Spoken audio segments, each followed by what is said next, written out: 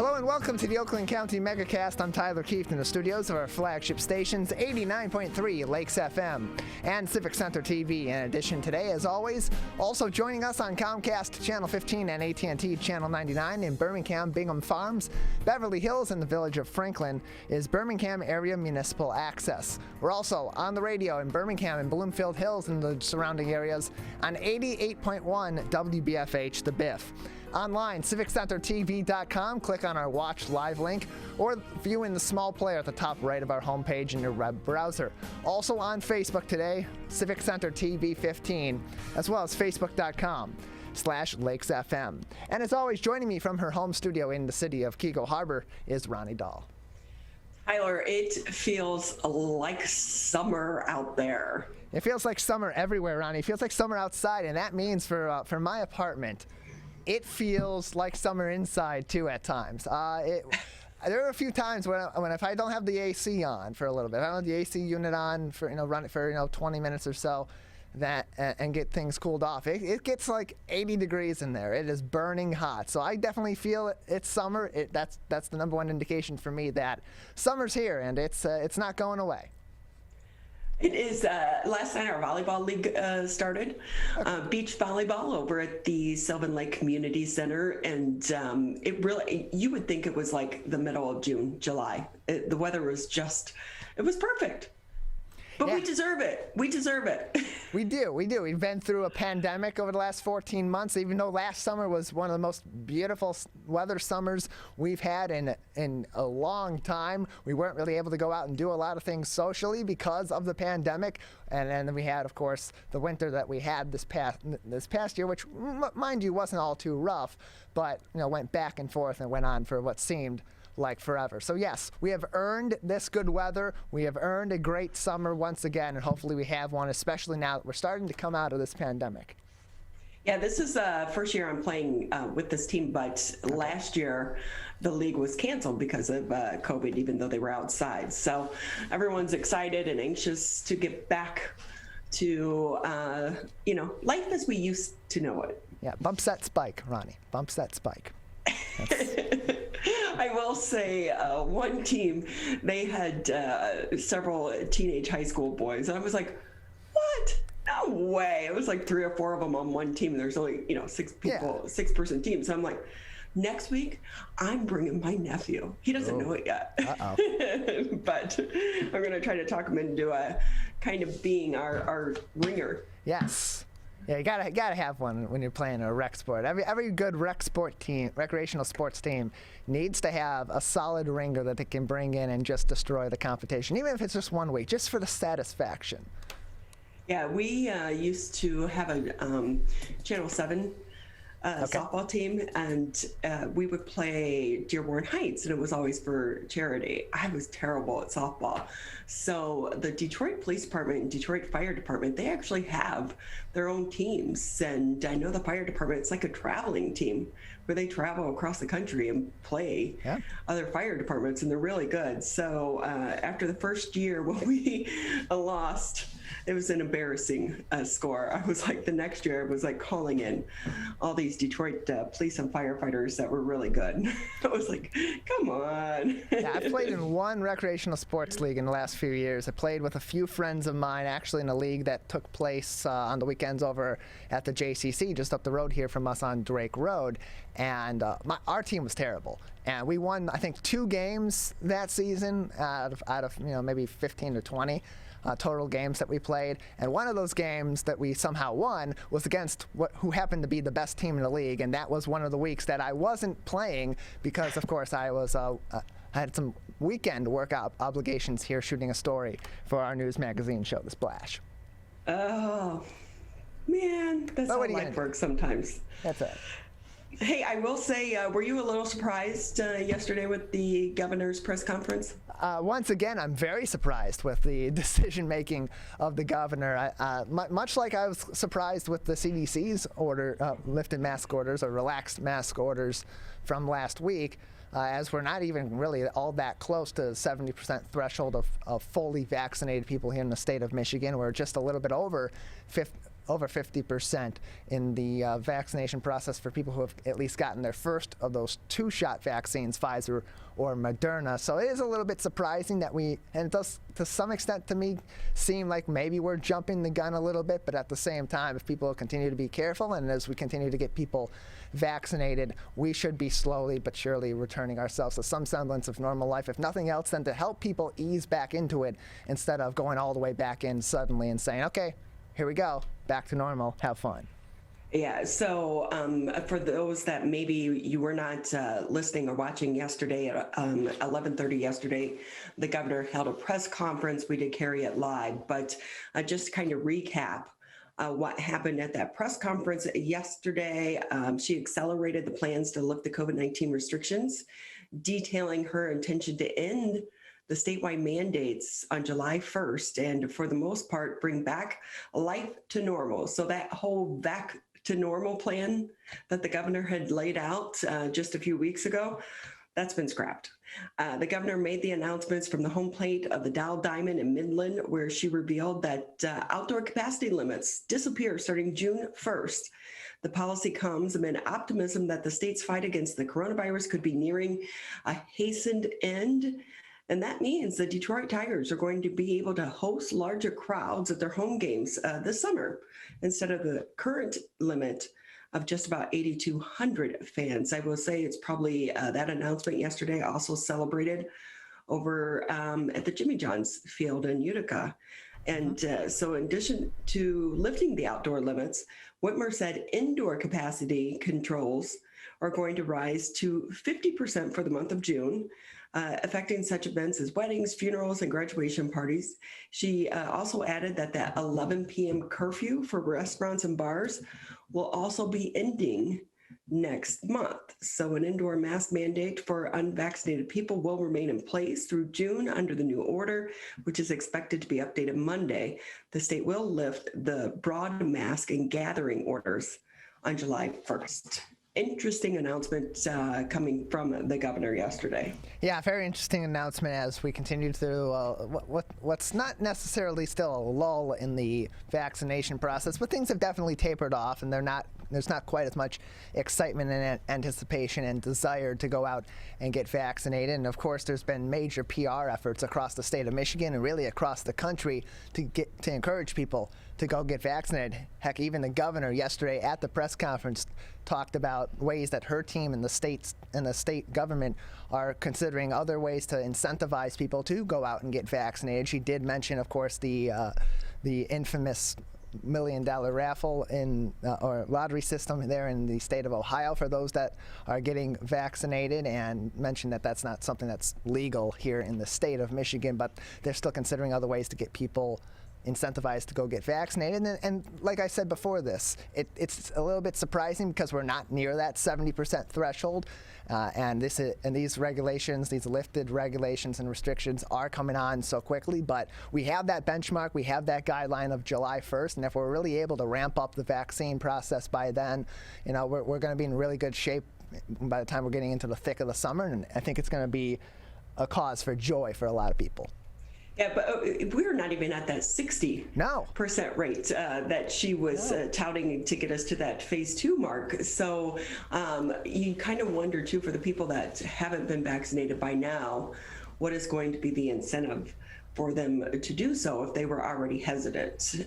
We do know and anticipate more of those 12 to 15-year-olds are going to be vaccinated through the summer. There are a lot of vaccination clinics that are popping up at some of the high schools throughout the area to try to make it easier for the parents to get their kids vaccinated. But you do wonder, too, those people that were hesitant that maybe didn't get it yet, or it just wasn't easily available to them, does this kind of send that signal to them that they don't need to get vaccinated? Yeah, that's a question that I also have, and then beyond that, just in a general sense, I question what has changed, both from the angle of the CDC, but also the Michigan Department of Health and Human Services and Governor Whitmer. What information has changed? Is there some indication that those that are not that are vaccinated are not continuing to spread the virus to those that are unvaccinated, and maybe we can be a little more relaxed as we try to reach that full herd immunity point. I'd like a little more detail on that than we've necessarily gotten so far, as we've seen these restrictions now go from being more of a gradual lifting over time as we hit those benchmarks in the My Vac to Normal plan that the governor instituted just a short time ago, to now a very sudden, very quick, we're getting back to normal by July 1st. Hey, here's another headline that had me scratching my head this morning.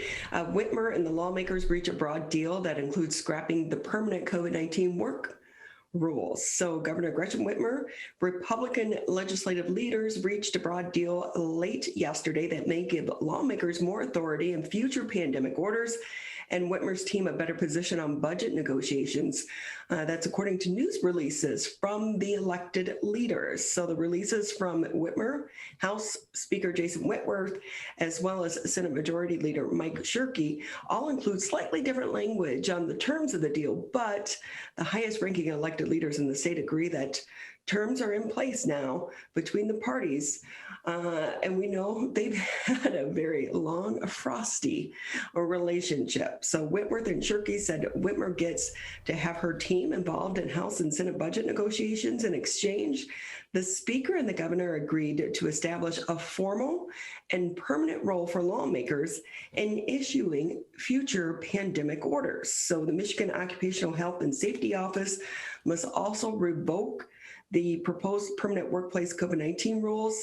And that has been really a big topic of debate for so many people. And I do know that the governor mentioned yesterday that Monday there should be new guidance issued by MIOSHA on some of these rules for the workplaces surrounding some of these regulations that have been put in place.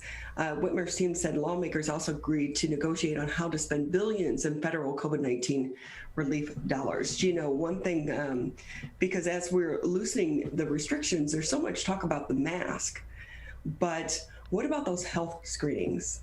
You know, when you go to work and you're taking your temperature and you're being required to keep a health screening, what happens with that? And I guess I would anticipate we're going to find more about that on Monday. Also, I will say, Tyler, I don't remember the last time I walked into a restaurant and they were still requiring people to sign in for that contact tracing. Yeah, things are starting to change kind of quickly, and that confusion is kind of still there as other organizations like MIOSHA and the Health and Human Services Department, the state of Michigan, more so match the orders that are in place from the Centers for Disease Control and Prevention. In terms of the lawmakers reaching a deal with the governor on these COVID-19 work rules as part of their budget negotiations, what I think this is partially, it's a change of pace once again for the governor and her team in regards to COVID-19 as we're speeding our way out of the pandemic now. And also, I think it's positioning for her as she's getting ready for what's going to certainly be a really tough re-election bid in 2022 for the state of Michigan governor, because she's taken a lot of hits over the last year and trying to get the budget through in time so the schools aren't further taking a hit, and trying to show that she can work across the aisle and maybe take some of the heat off that has happened over the course of the last year especially, but even the last few months with some scandals here and there popping up, like the flight to Florida and so on and so forth, and members of her team traveling, maybe trying to take a little bit of the heat off and reach across the aisle and maybe make some friends in the process. You know, one term I have not heard the governor use in quite some time: science and data. Yes, where has that gone? How many times do we hear that? Science and data show. Science and data proves. We have not heard her use that terminology. Right. Has there been a change in the science and data? And if so, what is that change? So we know why some of these policies or some of these opinions on policy from your administration and your Health and Human Services team have all of a sudden seemingly changed to a completely different direction. You know what? I think it just, again, kind of points to the thought process that politics is playing a big role in some of these decisions that are being made in Lansing. And it just doesn't do a lot for the general public for them to, trust our elected leaders. Yeah, I mean, if we don't need to know necessarily everything, but we need to know something so we have some idea of where that direction is coming from and why this seemingly sudden change has happened. Obviously, you're in line with the CDC's guidance on COVID-19 by making a lot of these changes, and there's still some confusion as to why that sudden change happened at the CDC level as well. But a little bit of clarification. Give us a little bit of a peek behind the curtain so we have some understanding of what's going on and are able to form an informed, or at least somewhat informed, opinion about it. Yeah, but one thing that's not changing just yet, the U.S.-Canadian border. The restrictions are still in place, extended through June. So restrictions on non-essential travel across the U.S.-Canadian border is going to be extended through June.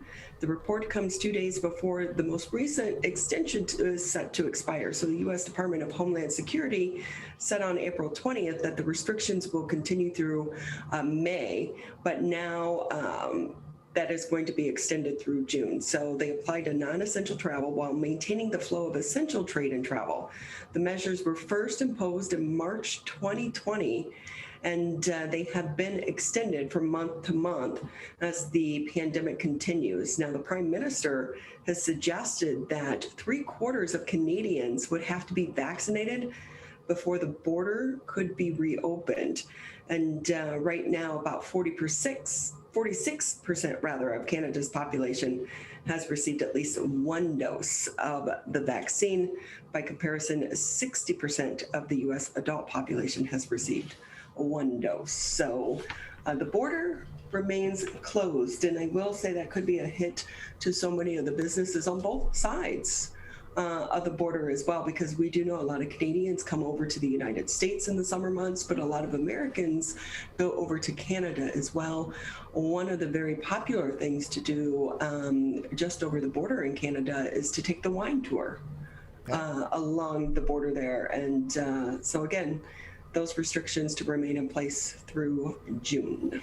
Yeah, we've seen the impacts of the border closure throughout the pandemic on people that do have family over on the other side of the Canadian border, and even there's a really great story, I believe it was 60 Minutes that did it, about an American city on the West Coast that the only way for them to access necessities such as their local grocery store, their local pharmacy, it would be to normally go into Canada, come back into the United States, access those resources, and then go back through Canada and back into their hometown. It's a really interesting story that shows that angle. What I think the problem here is that leads Canada to continue to close that border, and it is partially mentioned in this article, is that they are having their own struggles getting their COVID-19 vaccination policies and procedures in place, and then getting people across the population vaccinated in a comprehensive way. And I think until they're along the lines and at a point where they are as confident as the people in the United States and the various state governments and federal government in the United States are in terms of their vaccination process, that Canada is going to continue to be extra cautious with who they let over their border for essential and non-essential travel. So with that as a reminder, you can always get the latest headlines. Just go to civiccentertv.com, click on coronavirus. With that, we'll take a quick break here on the show, but we have a good lineup on this Friday edition of the Megacast. When we come back, we'll be speaking with the chief of police in our fine city of Sylvan Lake. That's next here on the Megacast. In times like these, we have to believe in each other. And we believe that you'll do the right thing when it comes to stopping the spread of COVID. Follow the 3 W's. Wear a mask. Wash your hands. Watch your distance. And when it's your turn to get the vaccine, take your shot. It all comes down to the golden rule. Treat others the way you want to be treated. We're so close, Michigan. We can do this together. I want to get back to seeing my grandbabies every Sunday and smothering them with big hugs and kisses. I want to get back to football games with my boys. I want to get back to feeling and touching, connecting with the people around me. I want to get back to family dinners and my grandma's mac and cheese. I want to get back to real grocery shopping, taking my time, walking down every aisle, smelling the tomatoes and melons, having a free sample or 2 or 3. COVID-19 has changed how we live and how we feel. But now, there are vaccines. and they are the first step that let us get back to feeling optimistic about the days ahead of us. It's okay to have questions. Is it safe? Should I get it? Should I wait? Now, get the facts. Learn more at getvaccineanswers.org so you can make an informed decision when vaccines are available to you. Brought to you by the Ad Council.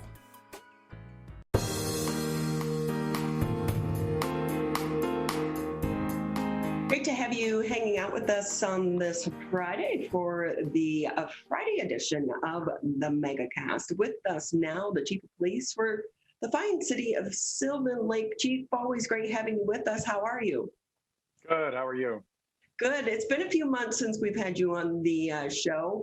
How are things going in Sylvan Lake? Good. Everybody's starting to get out. We've got summer, and the best part about Sylvan Lake, everybody's starting to get on the lake and enjoy that. So with that, Chief, when did you come on? It was about this time last year, right? It was June 15th was the actual date. So almost a year. So with that, too, look at that. Starting a new job in the middle of a pandemic. What a year it's been. Yeah, it's definitely, well, I guess for everybody, right? It's been a challenging year for everybody. Definitely, like you said, hard to start in the middle of a pandemic, not a lot of community events going on, not as many chances to get to meet everyone as I'd like, but we've been doing what we can, and it's been going really well. Well, now that some of the restrictions are starting to be loosened up, I would imagine that this summer is going to be very busy, because we do know last year there was an explosion of boat sales. So do you anticipate it's going to be busy on the lake this year? I do. I expect it's going to be busy, but to be honest, last year was busy as well, because for many people, it was their only thing they could do. It was the only opportunity for them to get outside. All the concerts, events weren't going on. So we had a busy last summer, and I expect it's going to be just as busy, if not busier, this summer. With us on the show, Brian Bassett. He's the Chief of Police for the city of Sylvan Lake. So, Chief, I will say I was lucky enough. I'm in the volleyball league over at the community center last night, and so it's fun to see things are starting back up, because I know the league was canceled last year, but you also, there's the bocce ball courts as well. But as more and more people start to get out, what do you want them to know about being safe over there? Because I will say some of the traffic on the streets of Sylvan Lake, and there are no sidewalks. So you have so many people out biking and walking, but you have to, traffic needs to know that there are more people out on the roadways right now. Yeah, and I think to your point, almost every residential street in Sylvan Lake just has a lot of pedestrian traffic, a lot of biking, and also, like you said, we don't have sidewalks. So the posted speed limit is 25. To be honest, that's probably too fast in most areas. You really have to be careful. We've got a lot of kids, and if they're anything like my kids, they're not paying attention. So you have to help them, pay attention for them. So please be cautious, not just here in Sylvan, but anytime you're in a residential neighborhood, please be cautious, take your time. The extra 30 seconds, trying to drive quickly through a neighborhood is not worth it. Hey, I do have a question for you, because I know that, I forget the two streets, but the ones that are right there by the park, near the boat club, but also the other one on the other side of the lake. When you close down those roads, who makes that decision? How does that work? So it's actually, by our city ordinance is when we decide, and that's from Memorial Day to Labor Day, that goes into effect. And it's normally, roughly sun up, sundown. The only time, to be honest, that we open it is if we have a really rainy day. Then we just go ahead and open it. But normally that's going to be all summer long. We'll be closing that down. We have our park rangers. We'll close that down, and that really helps facilitate this being a very walkable, very pedestrian-friendly community for sure. Brian Bassett with us here on the Megacast. He's the Chief of Police for the city of Sylvan Lake. I will say I'm pretty excited to see the new restaurant is about to open across the street from you. I think that's going to really bring a lot of people into Sylvan Lake. Yeah, and I don't mean for it to sound like a plug, but so Sylvan Table, we're very excited about it. I've been inside, and it's really cool. It's beautiful. They've done a very nice job. So when June 1st they open officially. I hope a lot of people come and get to see this new jewel that we have here at Sylvan Lake. Right. I remember when they were just talking about building it. I think a DTE had stuff back there. So it's great to see it's actually built and about to open, especially because we have so many other restaurants in that area that have closed down. I mean, we're the fast food restaurants and we don't need more of those. So, but again, I think it's going to attract more people to Sylvan Lake that maybe didn't know about the city before. Hey, so I do have to ask you, Goosebusters, what is a Goosebuster? So Goosebusters is a company that the city of Sylvan Lake contracted with, and they come out anywhere between 1 to 3 times a day, 4 to 7 days a week. And they actually have trained dogs that will, for lack of a better term, scare and move along the geese. The idea is that if you do this for long enough, the geese will just simply move along. It's supposed to be, obviously we're not, to be blunt, it's just supposed to scare them, right? It's supposed to just keep them moving along. So we're not actually moving them, displacing them, injuring any of the geese. So that will be going all summer long and into the fall. This is the first year we've done it, so we're hoping for some positive results. And if you've ever walked through the parks and stepped in things that the geese leave, it's an unpleasant experience. So we're hoping to try and avoid some of that. It's so unpleasant. And for some reason, my dog always wants to eat goose poop. And it's like, stop. And then you have to put your fingers in their mouth to pull it out. It's so gross. So, but I love this. I love their name too. Well, who do you want to call? Goosebusters. I mean, come on, it's perfect. I know. For all us who grew up on Ghostbusters, right? I mean, it's awesome. But we may be dating ourselves there, though, right? Yeah, I know. As a side note, because this has come up, so they have been allowed to have the dogs in the park without a leash, so that they can get. That does not apply to 100% of everybody else. So you still have to have your dogs on leashes, under your control at all times. So I just wanted to put that public safety announcement there that we still have to have it. They've been given a special permit to do this, but that is the only group that has been given the permit to do that. Yeah, and I will say, because I could see people as well not maybe realizing what the dogs are there for and then getting upset with the owners for allowing the dogs to be off leash. We see that quite often here on the trail as well. So with that, what kind of dogs do you know? Like, are they friendly dogs or German Shepherds? I have to be honest. I don't know what the breeds are, and I haven't. I figured I've let them do their work, and I haven't bothered them as far as how friendly they are or are not.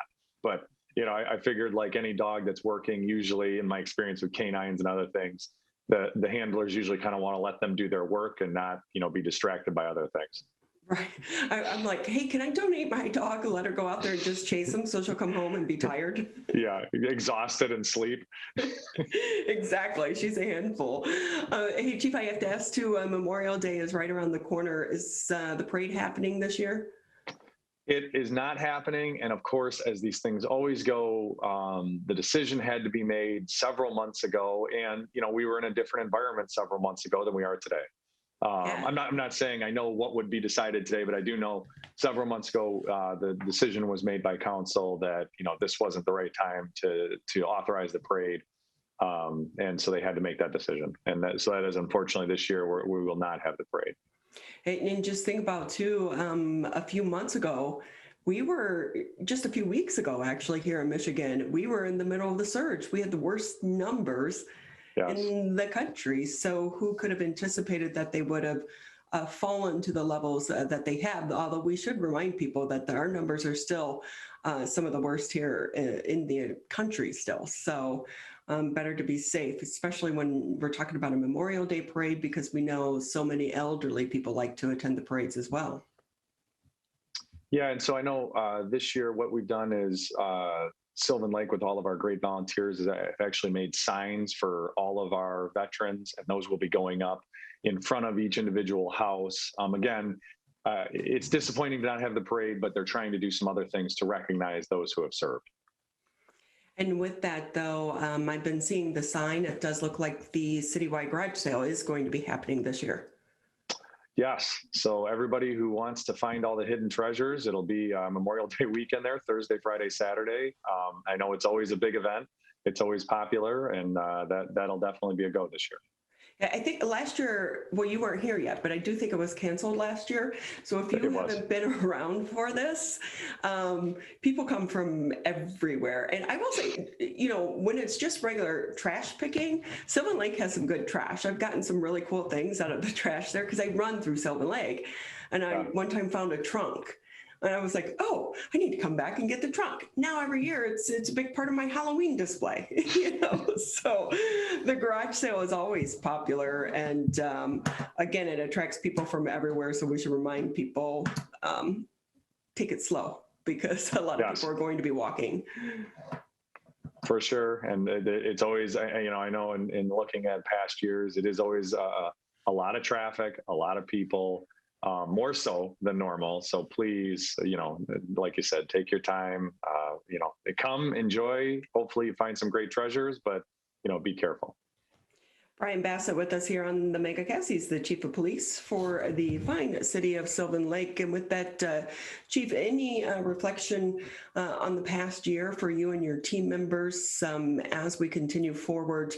Right now, there's still confusion about the mask and who can wear them and who shouldn't. How do you even tackle that one as a chief of police? Well, I think, to be honest, the same way we tackle it the whole year, if we're called, we certainly respond. We do our best to assist a business in making those decisions. But it's not going to be something that necessarily the local law enforcement is going to be taking legal action. We certainly go and we try and educate and assist, again, businesses and residents. But it's not something, like I said, where we're taking enforcement action. It's more just an educational stance. And we'll continue that as we, hopefully are on the downside of this pandemic. In the weeks going forward, because of the confusion of taking it off, not taking it off, have you had any recent calls? Because it seems like we went through this in the beginning. And now as we come out of it, it's almost like we're having that same discussion, but, as we leave the pandemic. It's interesting. We did have quite a few calls, as you said, as we were going into this, as we were doing the mask, figuring it all out.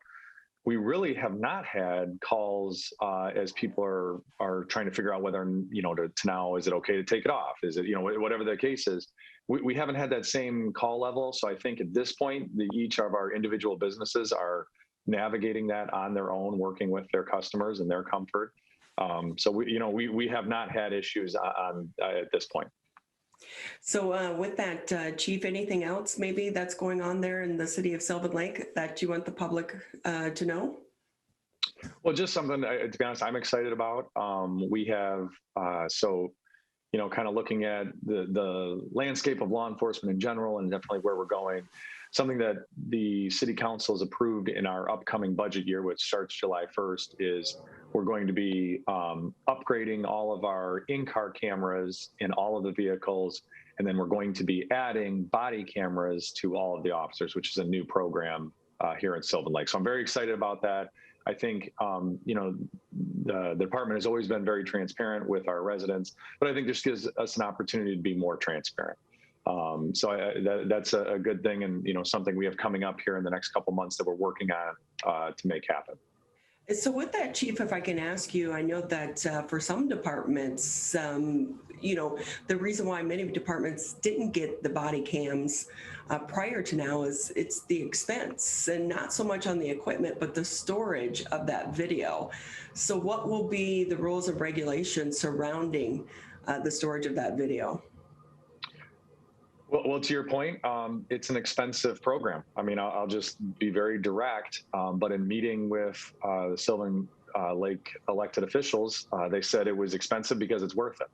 So we have set, and we've already established prior to this, because we've had in-car cameras for many, many years, our retention schedules, what will be kept, what will not be kept. But as a very, very simple approach, if our officers are having contact, on a call for service or with our residents, it's expected that exchange will be recorded. And I don't mean when we're waving and saying hi as we drive by, but if we have a call for service, it's expected that will be recorded.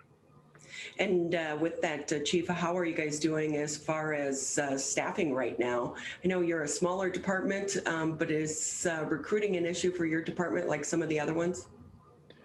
Recruiting is an issue for every department, and I mean across the country.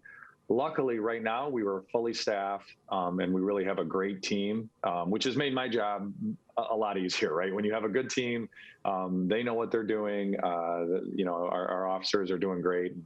We are fully staffed right now, so I do not have that challenge, but as every agency has experienced, it is an extreme challenge in this environment right now. So how many full-time and part-time officers do you have? So we have 7 officers and we have 4 reserves. So, and with that as well, Chief, prior to you coming here back in the day, there's always been discussion about, joining Orchard Lake, Keiko Harbor, and Sylvan Lake because our communities are so small. And that, measure has never made it really past the talking stages. And I know even one time in Keiko, they were talking about bringing in the Oakland County Sheriff's Department. That didn't happen, but could there be something down the road about joining these departments, or do you think it's important for each city to have their own department because each city is different? So Ryan, I think what we would look to, since the year that I've been here, it has not been a discussion at this point.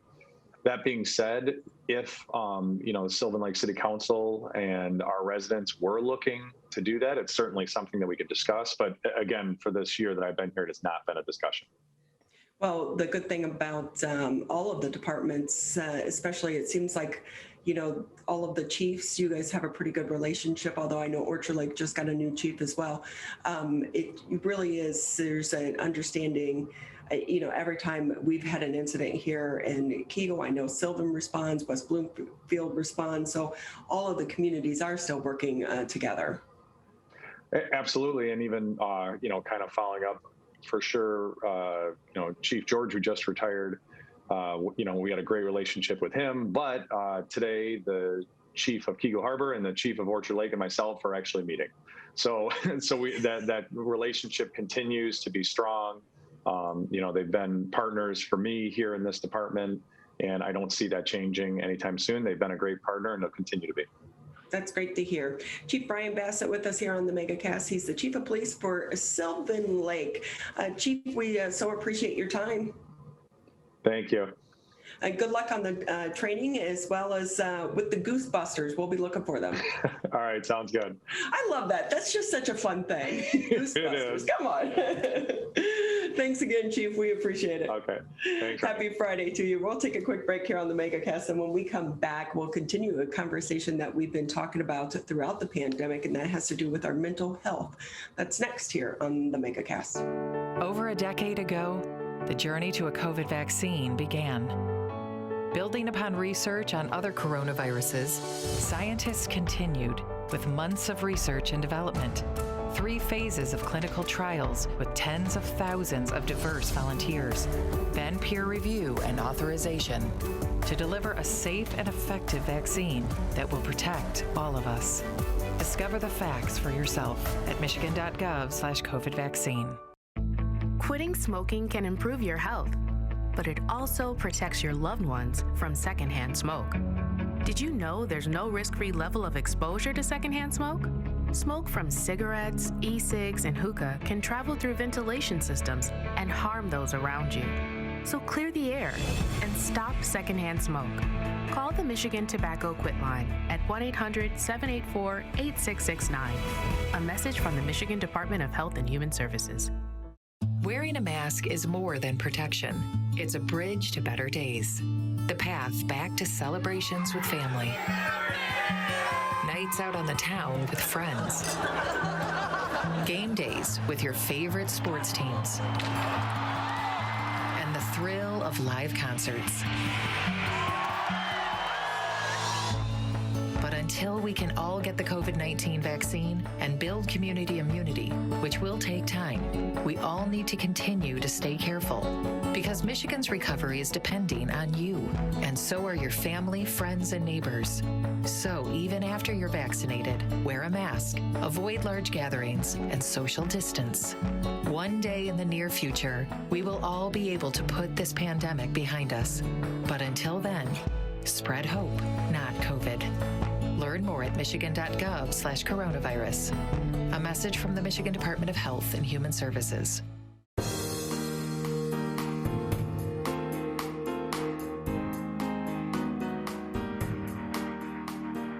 Great to have you with us here on the Megacast. I'm Ronnie Dahl here in the home studios. Mr. Tyler Keith holding things down for us back there in the fine city of West Bloomfield. We've been talking so much about our mental health throughout this pandemic. And according to the National Institute of Mental Health, in 2019, 1 in 5 U.S. adults is living with some form of mental illness. That's more than 51 million people. And that was prior to the pandemic. So it's really important for us to continue this discussion as we are hopefully on the back end of this pandemic. To talk a little bit more, let's bring in Craig Sharum. He's the Director of Communications and Outreach for Easterseals, Michigan. Craig, great to have you on the show again. Oh, thank you for having me. That number, to me, 1 in 5 U.S. adults is really a shocking number. And we know there are various forms of mental illness, but that was prior to the pandemic. Do you anticipate that number is going to be much larger as we emerge out of the COVID crisis? Yeah, actually, it's now 1 in 4. So it has been 1 in 4 in 2020. Yeah, it's definitely increased. I think a lot of people think mental illness. I think of the extreme side of mental illness, but I think everyone's experienced. If you experience increase in stress and anxiety and depression, those are all signs of what we consider now mental health disabilities, and we've seen a drastic increase in that for sure. So with that, Craig, we know that May is Mental Health Awareness Month, and I do think and hope one of the good things to come out of this crisis, we are starting to talk about mental health so much more than what we did prior to the pandemic. And while we know in some circles there is still that stigma attached, at least we have a conversation going now. But for you and your organization, how do you try to engage in that conversation when there are so many various forms of mental health? Yeah, there are, and as there are different kind of issues that we're dealing with within that. So, like currently, right now we're starting to get used to these guidelines to remove the masks, and a lot of anxiety starting to go up because people are unsure of if that's a good idea or not. And one of the things that we try to do is really open the conversation up and really be kind to each other. While we all have our own personal viewpoints on things, we also have to have respect for the other person's viewpoint and understand that there's reasons that they feel the way that they feel. And so one of the best things that we really did at the beginning of the pandemic was increase our telehealth capabilities for the people we serve. For many of the people that we became one of their only real reliable sources for help. So without that face-to-face, we had to do telehealth. And that has been the biggest benefit to making sure that the people we serve continue to have the mental health treatment that they need. And that also allows them to have these conversations and feel like they're in a safe space to do that. So we really put on we have these shirts made for staff. It says Mental Health Matters. We wear them. We let them know that we're there for them. And that has helped with that conversation. And we've also opened up, we have a chat bot on our website that helps. And we also respond a lot on Facebook. So we're there for the community like we've been. So we just stepped it up a little bit. And do you think because the telehealth, it can be a little bit more private? You don't have to actually, go in office. So do you see that some people are responding by being able to, utilize that avenue? Absolutely. I think they feel much more comfortable in their home or wherever they are doing the telehealth therapy from. I also feel that they do feel that sort of privacy, and they don't have to deal with transportation issues. If they're, if they take a bus, for example, they might have an increased anxiety with being on a bus with individuals that with the possibility of COVID. So yeah, they feel a little bit more protected. Their anxiety is lower, and they feel much more comfortable with the process. Craig Sharum with us here on the Megacast. He's the Director of Communications and Outreach for Easterseals, Michigan. Can we talk about screenings? Sure. How can someone get a screen, and what do they look for? Yeah, so the screenings are fantastic. We partner with this group called MindCare, which is this, they provide this screening tool to a variety of organizations. And you can go onto our website, eastersealsmichigan.com, and it is a free anonymous screening. So the thing that I love about it, and the reason that we really wanted to push it out there, was that this was something that wasn't, there was no built-in data collection. So it's not like you're going to finish the screening and we say it's anonymous, but now you're going to be on a newsletter blast, or now you're going to be contacted about something. It is completely anonymous. We don't get any sort of data other than that a screening has been taken, and if that answer has kind of led to the need for mental health services. So it's available on our website, and we're encouraging everyone to go take it. I've taken it. We take it on a monthly basis. It's just a series of questions that kind of helps you gauge if you have maybe a need for mental health services. If at the end of that screening, and it takes about 3 to 5 minutes, depending on how you answer your questions, there's a list of resources. So it's not even directly with Easterseals. There's a number of resources available for people to explore and seek their mental health treatment. What are some of the questions on the screening?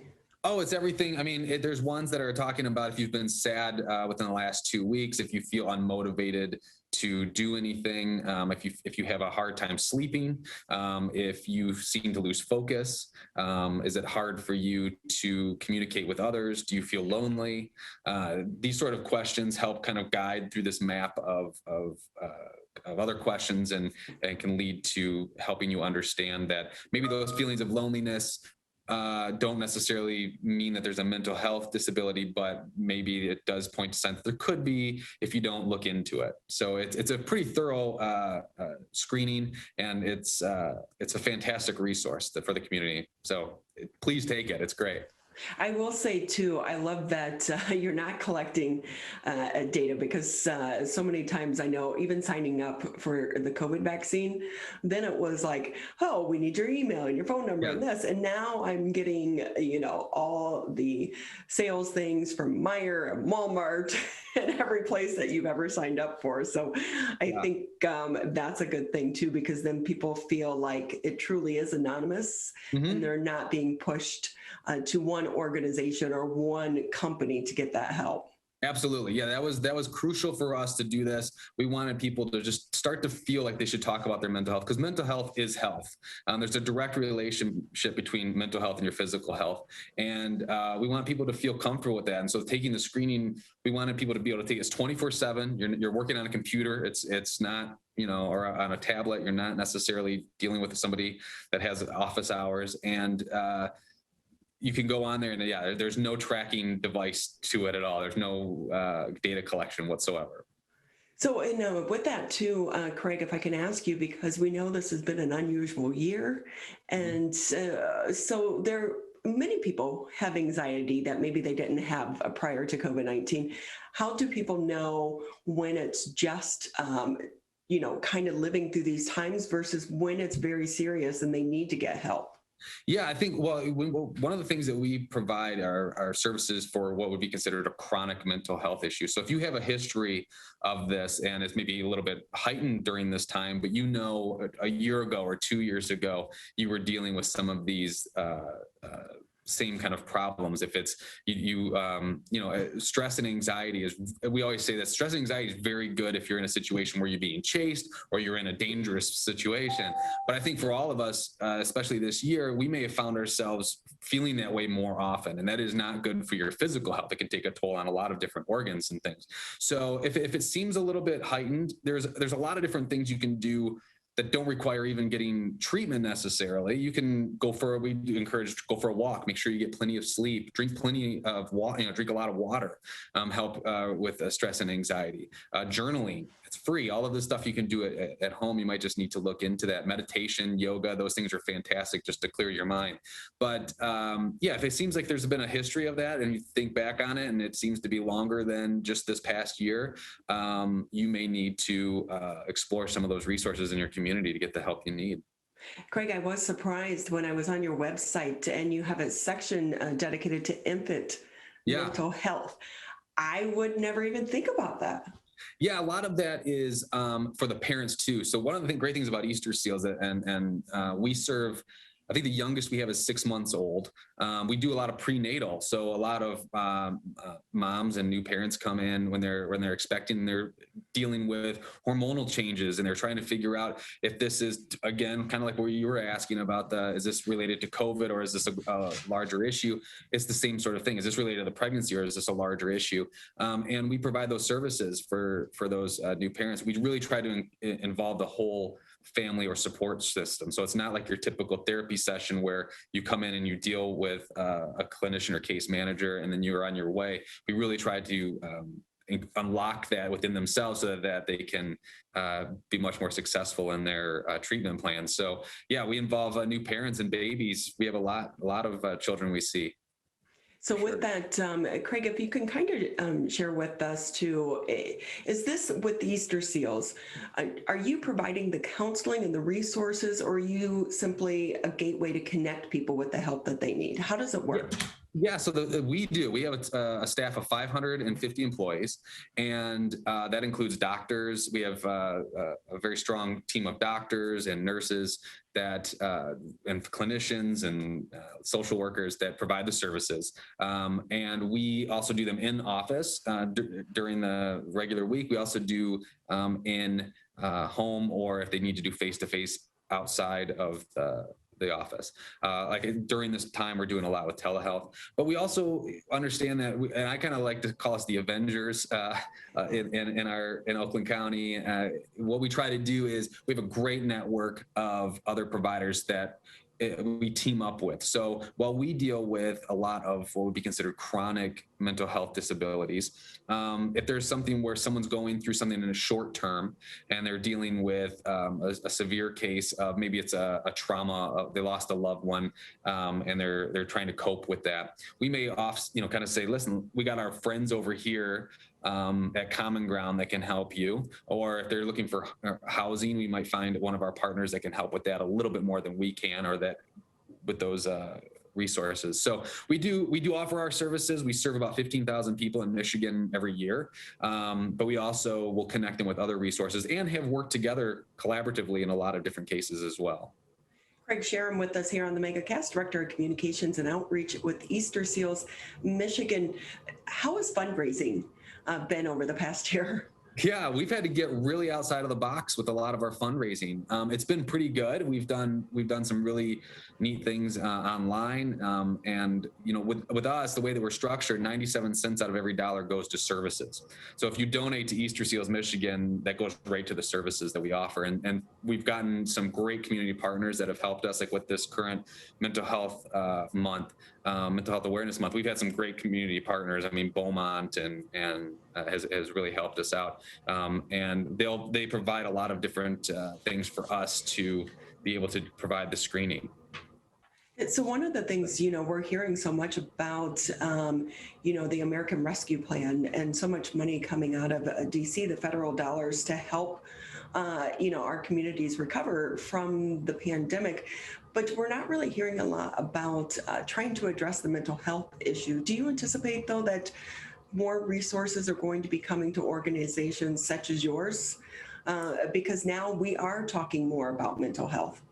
Yeah, we're hoping so. We were part of a World Mental Health Action Day, which was yesterday, the 20th, and that was we were selected as a partner with MTV to get this national thing going on. So we were part of this big kind of prep rally this week with a lot of big politicians, national politicians, and some real activists trying to really get the the ball rolling on that. What was really nice is that yesterday the president tweeted about it. So having that coming from the president and the awareness of the need for mental health care, hopefully that will lead to more resources coming our way.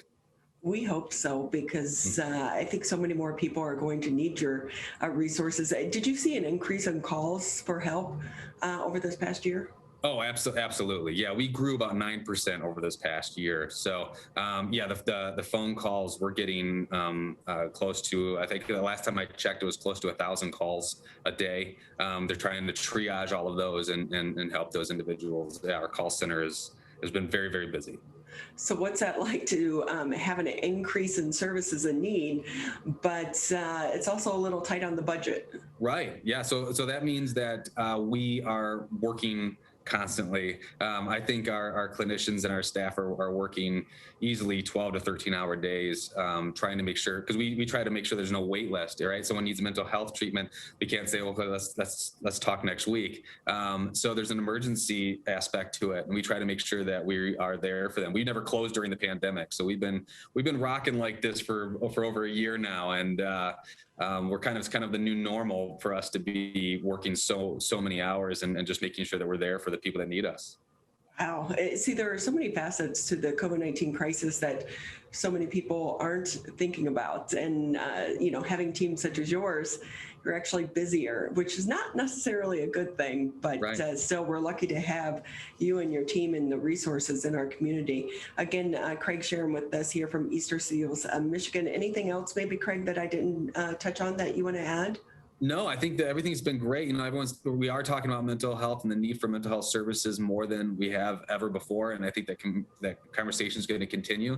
And I think if you are thinking that you may need some mental health services, I mean, Easterseals is great. I'll plug that all day, but find some resources in your community that can help you. It's mental health. Like we say, mental health is health, and mental health matters. And you need to, seek those resources, because there's no reason that this should be something that people don't pay attention to.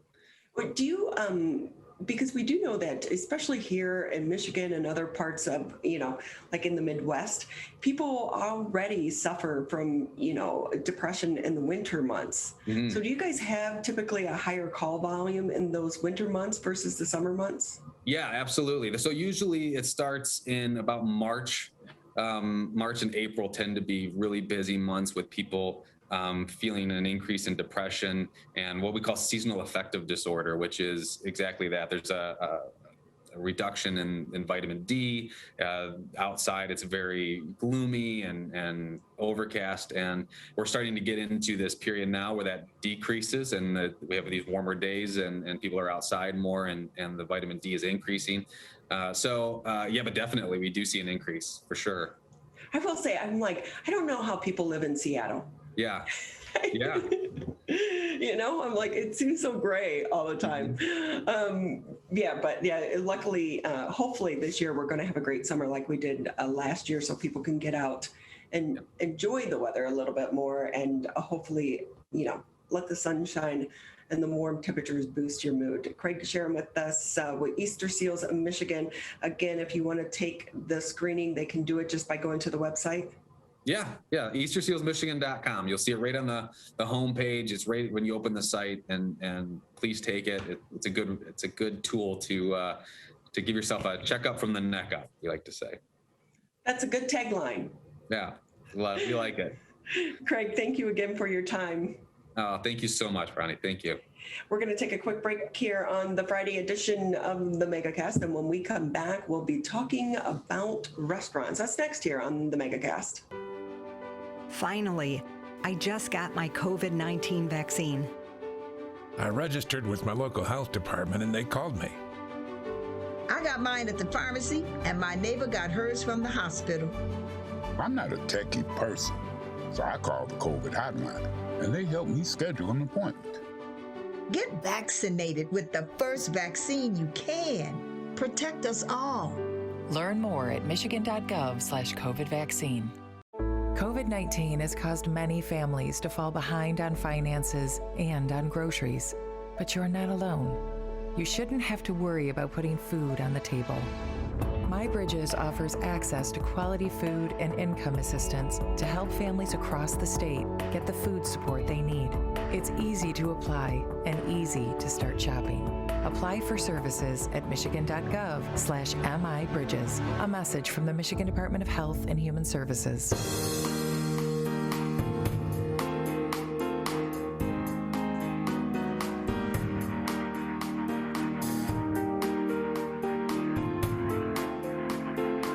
Welcome back to the Megacast. You're listening to 89.3 WBLD Orchard Lake, 88.1 WBFH Bloomfield Hills. For so many of us, the warmer weather, the vaccinations bringing hope, and our restaurants are starting to fill back up, but it is not business as usual for so many of the restaurants. Many of them are struggling because they still are dealing with capacity limits, but also now they're dealing with employee shortages, adding to their troubles. The person who's been on the front lines of keeping up with all of the restaurants throughout this entire pandemic, Melody Baetens, with us here on the Megacast. She's the restaurant critic and reporter for the Detroit News. Melody, great to have you with us again.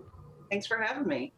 I feel like throughout the pandemic, every time we talk with you, there are so many ebbs and flows to the COVID-19 crisis when it comes to our restaurants, because first they were closed for just takeout, and then open, then closed again, now open, but what capacity limits? How are some of the restaurant owners that you talk with, how are they doing? I'm here, you hear the word pivot a lot, you hear whiplash a lot. I think right now, with the latest guidance being that the curfew will lift on June 1st, and everything's going to lift capacity-wise on July 1st, there's time to plan to be open later, if that's the kind of restaurant or bar that they have, that they can open till 2 a.m., or even 24-hour diners can be 24-hour diners again. If they choose to be. I think a lot of places will still operate under some limited hours. But yeah, it's, I think one thing that when the mask mandate was lifted, I think last week, a lot of restaurateurs were taken aback. They didn't know, what to do right away. So they kind of posted to social media and say, look, we're going to talk to our staff. We're going to figure out what everyone feels comfortable with, and then we'll amend or not amend our mask policy. But until then, please wear a mask. I've only seen a couple places saying, like, okay, the rules are changed. If you are vaccinated, you don't want to wear a mask, come on in. I think the majority have been taking a pause and seeing what their staff felt comfortable with, depending on who's vaccinated on staff and how they feel serving people without masks. I mean, when the servers come to the table, typically people aren't wearing masks because they're eating. So there's a level of familiarity there, but yeah, these things, like you said, they change so quickly. Sometimes there's a week or a couple days to get things in place with new rules, and sometimes there's just no time at all, and it just changes like that. Yeah, I know for so many of the restaurant owners, they've really been frustrated throughout this process, because a lot of times they're hearing about these changes when it's announced publicly for the first time. Exactly. There's not like, they don't get an email from, sometimes the MLCC will send things out. The Restaurant Association does, but that doesn't represent all restaurants and all kinds of restaurants. That's really an industry organization. There's no like one set group where you can go to get this information. The health department can, relay it, but sometimes it's slow versus, something the governor might say in a news press conference or something. She might announce, things that affect the restaurants that day. And one of the things, too, it seems like when they do change some of the requirements, there's not a lot of talk and clarity about the old ones. Like we were talking at the top of the show, are restaurants technically still required to be taking names for their customers for contact tracing? We know most restaurants aren't, or at least the ones that I've been to over the past few months. And so a lot of those conversations, do they still have to do health screenings? And I guess maybe Monday that's going to be addressed through MIOSHA maybe? I hope so, because like you said, I have not seen a lot of contact tracing. Now, with some restaurants, you might not realize you've given your information. Like if you've made an app, a reservation through an app, they've got your information. If they need to get a hold of you, they can. But if you just walk in and no one asks you for your details and you pay in cash, there's no way they can contact you if there is an outbreak there.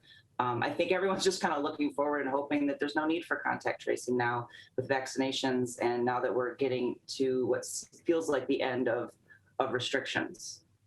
Melody Baetens with us here on the Megacast. She's a restaurant critic and reporter for the Detroit News. And Melody, when it comes to that 11 p.m. curfew, is that lifted June 1st or July 1st? From what I've read, it's lifting June 1st. Which is a big deal. If you have a neighborhood pub or a bar or, even like a sports bar, sometimes the Tigers play on the West Coast and the games start late. And if you want to have, some beers and nachos with your friends and watch the game, you can't in a place that has to close at 11 o'clock. And COVID doesn't stop at 11, but I understand the need for the curfew was, to just have perimeters, I believe, and people, once the food, the dinner hour is over, most sales are through drinks, and I've had bar owners even say to me, like, when people start drinking, they forget the mask rules, and I think that's the reason for it. But I'm happy to see the curfew lifted because I think that's going to help a lot of businesses that focus on sports and drinks and kind of more nightlife. And with that as well, but they'll still be at the 50% capacity limits. Were many restaurants even following some of the capacity limits that you're aware of? I haven't seen anyone not follow them. Obviously, there's been a lot of violations from the MLCC because they have the power to suspend emergency suspension of liquor licenses. And with a lot of business, if you have a liquor license, that's a huge part of your business. And the Detroit News, my colleagues have reported on a lot of suspensions throughout Michigan. Basically, the Michigan Liquor Control Commission saying, we're not screwing around, we're not playing. We're gonna, if you're not following the rules, we can pull your license, and there's a hearing, and usually there's a small fine, and then it's a struggle to get back to business as usual for those businesses. One thing I think that has been very popular throughout the pandemic, food trucks. When you see them, there is usually a line of people waiting to try to get food from the food trucks. Have you seen that happening throughout Detroit? Yes, food trucks they've always been popular, the last couple of years, but this year I'm seeing people are looking to hire food trucks for special events, municipalities, for like outdoor farmers markets. Also, residential parties like, graduation parties and weddings and things. People want to hire a food truck because it's all outside, they're self-contained. There's less food to put out, so there's less there's less points of contact. The food trucks return to downtown during lunchtime, downtown Detroit near Campus Martius. They're there 11 to 3 weekdays, and they rotate. They're in the Woodward area near Woodward and Jefferson, and also in Cadillac Square there near Campus Martius. And they're very popular. That I wrote a story about it, and it's got shared a lot. People really like to, I think they like the variety, and they like to try different. You can try a taco from here, a burger from here, share with your friends. It's popular, and with COVID, I think it's a popular business model too, because chefs can kind of just get up and get going. They don't have to worry about capacity limits or guests not wearing masks because it's all outside and it's all like quick service. I like them as well, especially if you're with a group of people, because you know how it is when you go to a restaurant with friends. Some people like this, some people like that, and then you have to decide on where you're going. This has something for everyone. Yeah, absolutely. And I think that's why people like food truck rallies, because you can take the kids, and sometimes they're pet friendly if they're outside, and you can just kind of, everyone gets what they want.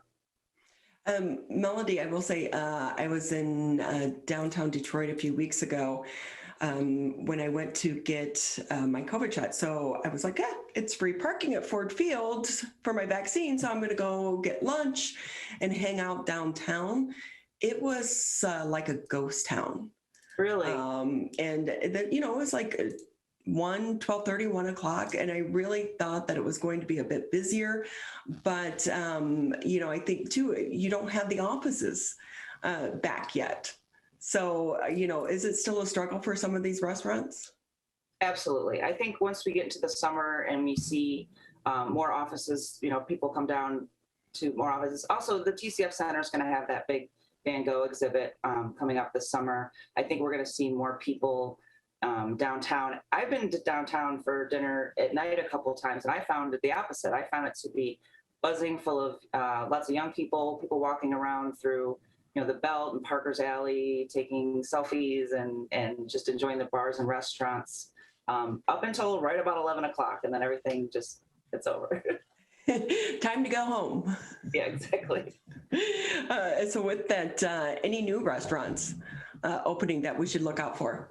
There's a lot. I think there's the people that were planning to open a new restaurant in 2020 are gearing up to open this year. And we're also seeing, some people take advantage of some open storefronts. I've got, at least 14 new restaurants that I can think of at the top of my head. In downtown Royal Oak alone, we're getting a couple of familiar names. The Nosh Pit is opening.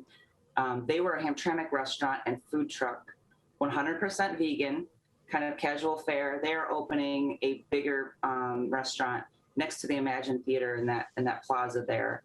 And they're going to be serving all sorts of 100% plant-based food there, which I think will be a nice addition to downtown Royal Oak.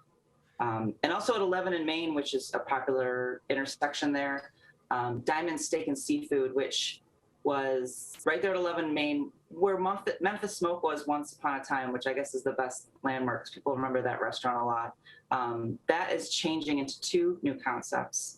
One is called Pearls, which will be like seafood forward, and the other one is going to be Bohemia, which is more Mediterranean focused. So the owner there is kind of shifting from one kind of upscale fine dining concept to two more casual, quicker service concepts. And then above them, Pinky's Rooftop just reopened last week, and I know a lot of people are waiting for that one. That's a really fun restaurant, a lot of bright colors, beautiful rooftop outdoor space.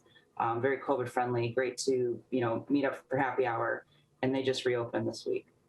So how many restaurants, though, do you think did close throughout the pandemic and they're not coming back?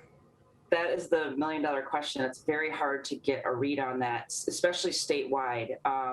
I saw, a lot of restaurants closed and never came back. A lot of them changed concepts but kept the same owner. So it's really hard to tell, like, what is a closure? Is renaming something counting as closing and reopening something new?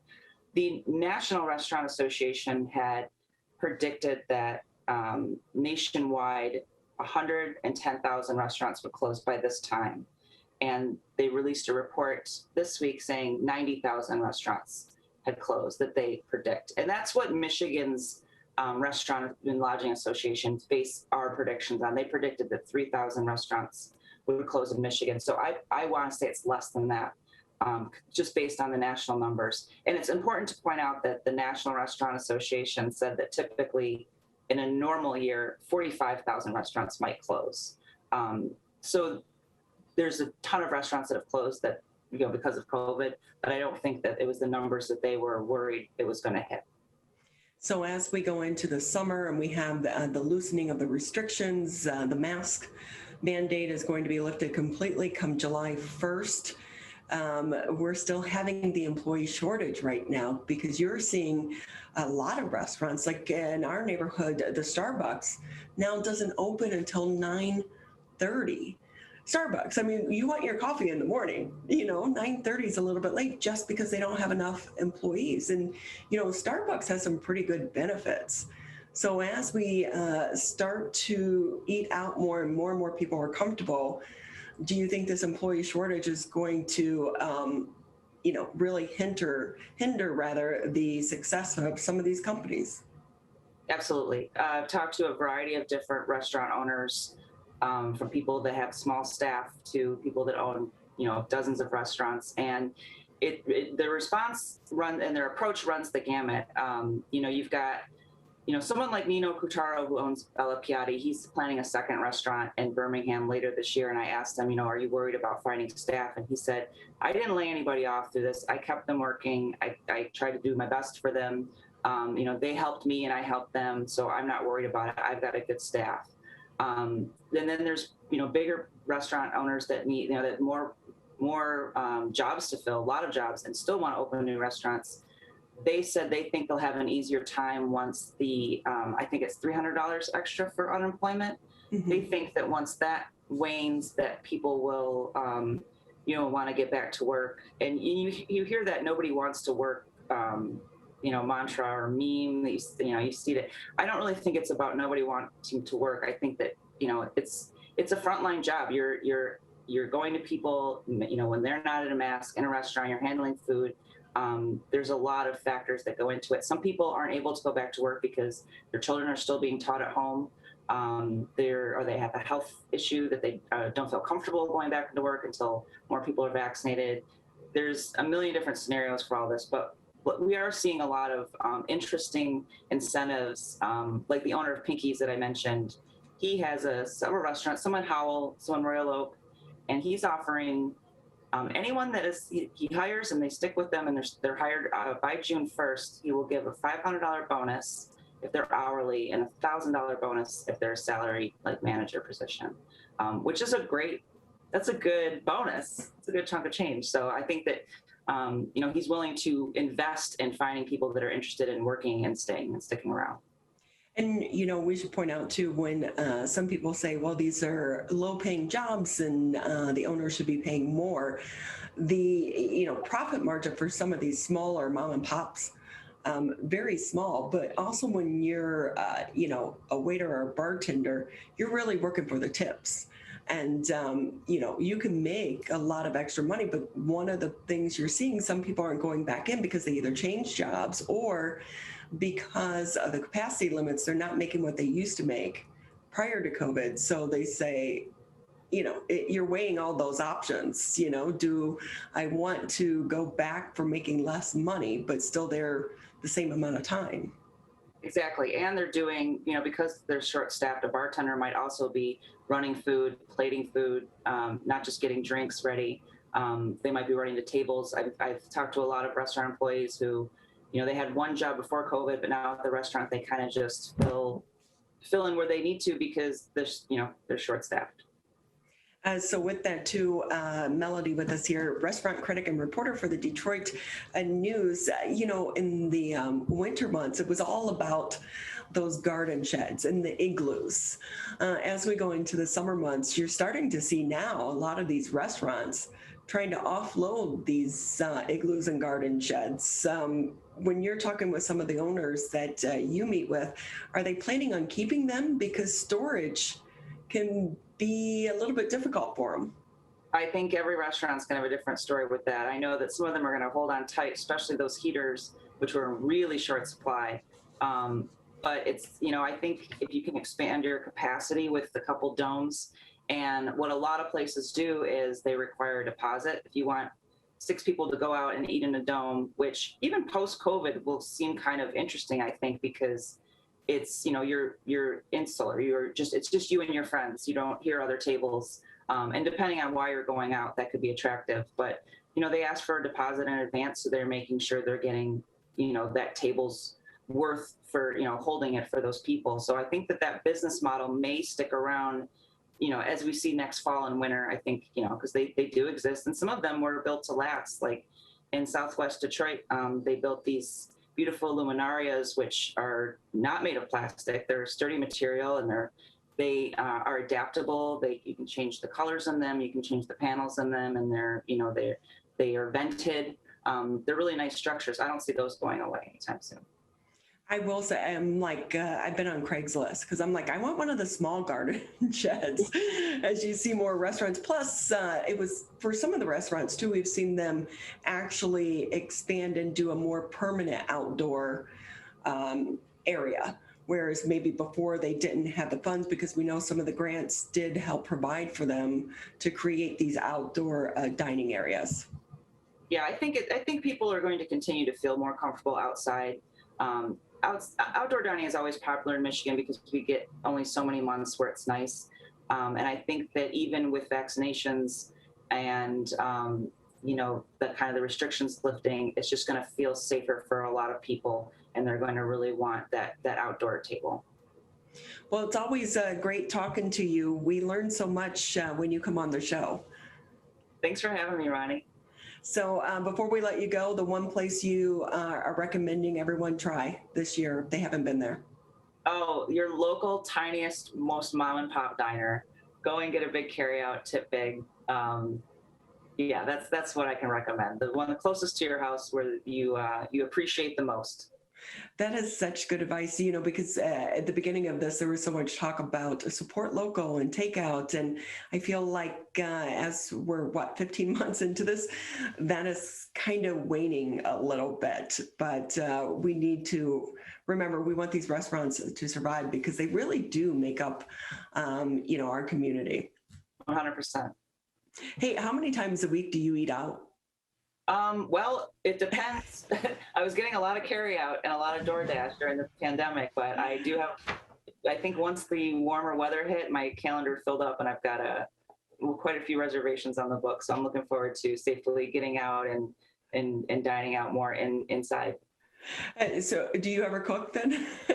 My husband cooks. I will sometimes. You have a fun job.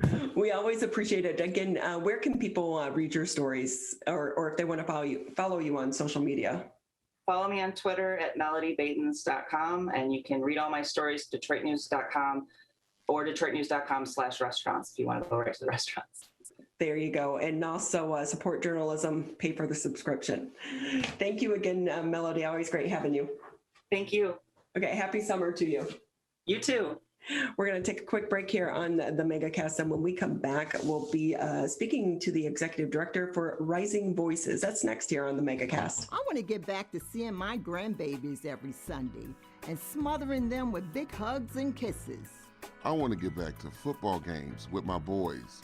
I want to get back to feeling and touching, connecting with the people around me. I want to get back to family dinners and my grandma's mac and cheese. I want to get back to real grocery shopping, taking my time, walking down every aisle, smelling the tomatoes and melons, having a free sample or two, or 3. COVID-19 has changed how we live and how we feel.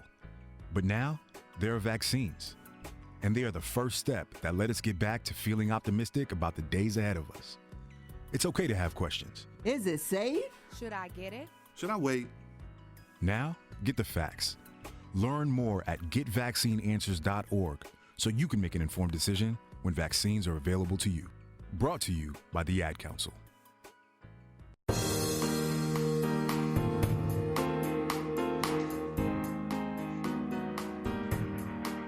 Great to have you with us here on the Megacast. As a reminder, you can always catch us Monday through Friday, 10 a.m. until noon live. Civic Center TV, Birmingham Area Municipal Access.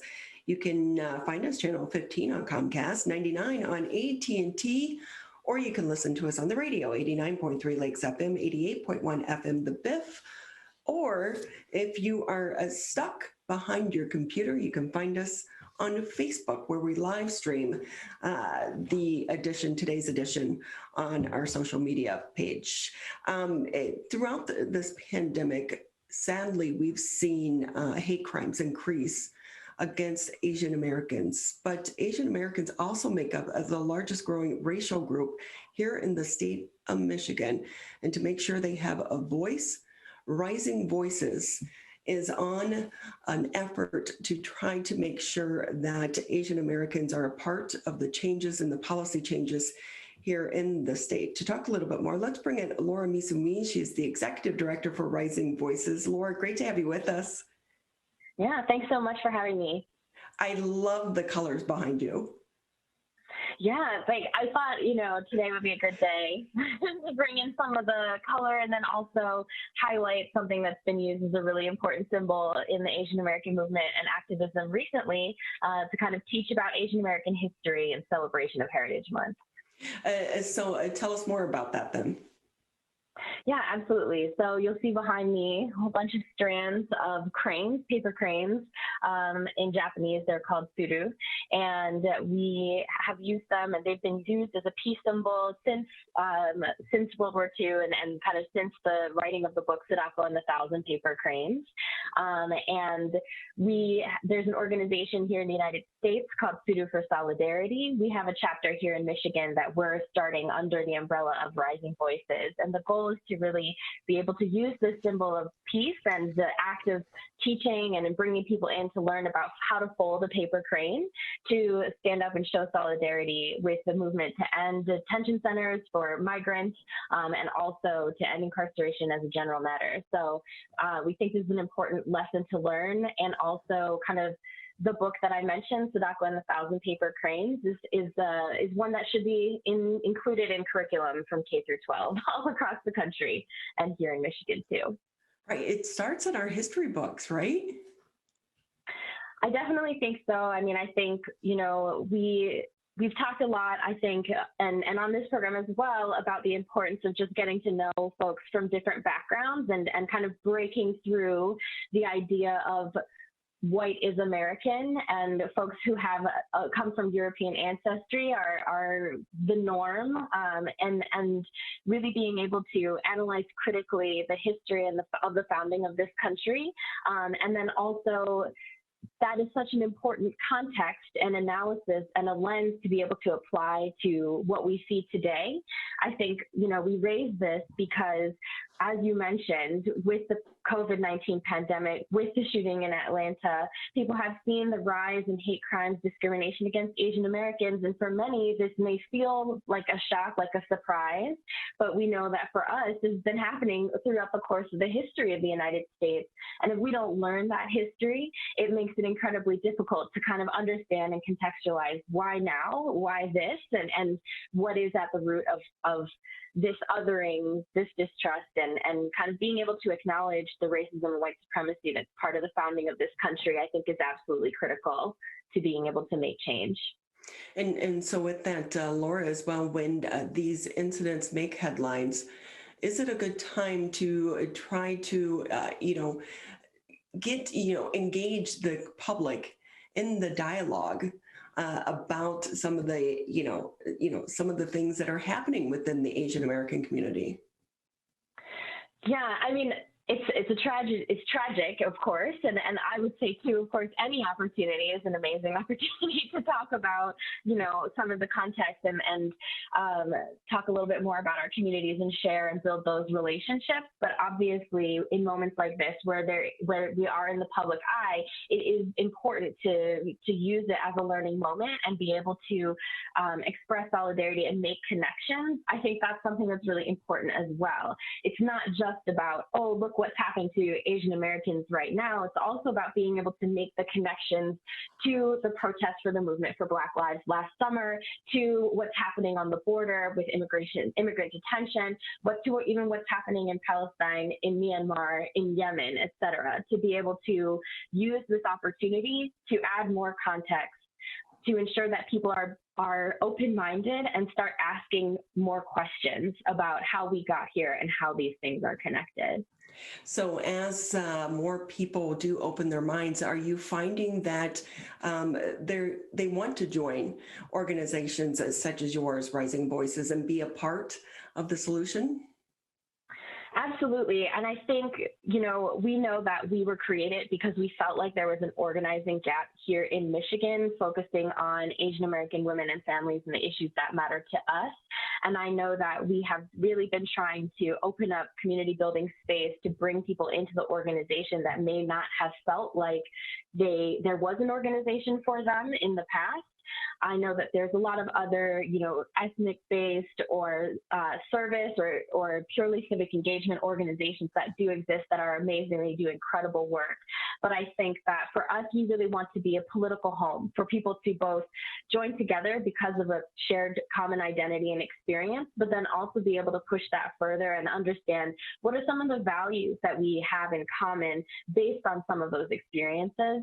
And we've met a lot of people in recent months who've said, this is my first time coming to this organization, and I'm really, feel at home. It's been really nice to meet people. Folks who said, I've lived downriver for 3 years and have not met, another Asian person. So being able to offer that space, I think, is incredibly important, especially in a time like this, especially when we're still socially distanced, when we're still trying to practice good public health safety practices and not be in person all the time. It has been really important. Because throughout COVID-19, it's hard to get out and reach new people because, you know, so many times you are able to take advantage of, you know, events and festivals and fairs to be able to engage with the community, to let them know about your work. A little bit harder online because sometimes they have to then seek you out. Yeah, I think that's absolutely right. And I think, you know, just as you mentioned it, we had in April a virtual picnic, which, you know, is like suboptimal. We would love to be in person to be able to actually break bread with folks because that is such an important part of our culture and our heritage, and being able to share over food is so important. And so I think being able to create events that acknowledge and honor those experiences, I think has been really important. We recently celebrated Eid, and we had some of our Muslim sisters who are part of our organization lead the program and kind of teach about the history and the context. And then also we were able to kind of send out some interactive kits with a henna cone. So I don't know if you can see, we're trying it out ourselves. But we are trying to figure out how can we make it interactive while still being safe, and doing affirmative outreach, making sure that if you are involved, you've been to a program, that next time you're bringing 3 friends as well. We're talking with Laura Misumi. She's the executive director for Rising Voices. I really think what you all are doing is so important, your work in the political arena, because while we do know that, you know, protests help highlight issues, it's really the policy and being a voice in that policy for the changes that can have generational change. So do you want to talk to us more about the efforts that you're trying to tackle with Lansing and our elected leaders? Yeah, absolutely. I mean, I think on the one hand, we do have to kind of start at the place of how do we make sure that we have representation in Lansing and across the state and in Washington as well, that acknowledges and recognizes our communities and our contributions and also our unique needs. And so we will say too, like, we intend to run a program this year for some of the municipal elections that are coming up, particularly in municipalities that have significant Asian American populations, wanting to make sure that our community knows and understands what's at stake and what's on the ballot and how to make sure that they can get involved. And then similarly, we've just participated in APA Lobby Day, which was a program that was put on by API Vote Michigan and the Michigan Asian Pacific American MAPAC, the Michigan Asian Pacific American Affairs Commission. And it was a really important opportunity for Asian Americans to interface with legislators, with their staff, to be able to share their experiences throughout this pandemic and be able to articulate what changes they want to see. So we thought that was an amazing first step, a really great opportunity, and something that we hope to build on as well. And we know that being able to develop folks' ability to share their story is so much a part of that. So we really do see our community building efforts, these events that are based in our culture and heritage, but also about being able to share why those traditions are important to you, are critical to being able to develop people's ability to share that in a way that also speaks to the advocacy component as well. So Laura, are you considering dipping your toes into the political arena and becoming an elected leader? No, I don't think so. I don't think so, not yet. I mean, I think for me, what I've really seen is just that there's a huge ocean of potential, that our communities are full of women who have already taken so much leadership that may not be seen or recognized in traditional political arenas. And I think for us, we see our role as being able to build out that capacity to help develop leaders and help develop community-minded, grounded leaders who are grounded and rooted in community, who can follow in the footsteps of some of the amazing elected leaders that are on our board, including County Commissioner Mai Zhang from Macomb County, and then obviously State Senator Stephanie Chang, who is absolutely incredible and a role model for all of us. I have a feeling that you're a role model yourself for a lot of people as well. Thank you. Appreciate it. I mean, we strive to be able to develop these skills because we know that so many people have these capacities, these abilities, and the passion and the values. And it's simply a matter of being able to help develop, line up some of those trainings and push people to be able to take that step. So absolutely. Thank you. So Laura, too, Asian American Pacific Islander Heritage Month is this month. Can you tell us more about that? Yes, I mean, I think, well, first and foremost, we have a month and we would love to see that there'd be more emphasis, more opportunity for this type of education and cultural celebration throughout the rest of the year. But that being said, this is a time in which we get the opportunity to really be out front and kind of share what we are about, and then also kind of lift up what other amazing organizations are doing. So for us, we're running some of our own programming here in the state virtually, and we're also doing a project called Rising Voices Amplify on social media, which is our opportunity to kind of spotlight other amazing Asian American organizations across the country that are really role models for us on how we want to do this work, and then also to acknowledge that we are trying to build a community and network of those organizations. I would also say, too, we are piloting a photo series that may not actually come out in May, but look forward to it, in later months, about the Asian American communities here in Michigan and some of the amazing community leaders that are here. And we want to use that both as an opportunity to inform and, give folks the opportunity to kind of show off their hometowns, their communities, and what makes them so great, but also building that into our redistricting work. We know that Michigan is going through independent redistricting commission process this year, and we know that we want to make sure that our communities are not diluted in their power, their political representation by having district lines that cut through our communities. So being able to highlight that, lift people up, and show what those communities look like is an important part of that process for us. Well, I know that you and other members of Rising Voices, you're doing a lot of work to try to get this issue out there and, really in the public eye. So if someone wants to get involved, how can they do so? Do you need volunteers right now? Absolutely. I mean, I think for one thing, the commission website has all of the commission dates that are having actually in-person meetings for people to offer testimony about their experience, about their communities, and about why they want their district to be representative of the communities of interest that exist there. And we are definitely looking for people to get involved. We are looking to organize and develop a list of folks who are interested in participating in these hearings in communities where there is significant Asian American population in particular, but really anywhere across the country. And if you wanted to reach out to us, please do so at contact@risingvoicesaas.org, and we would love to follow up and have you be a part of that process.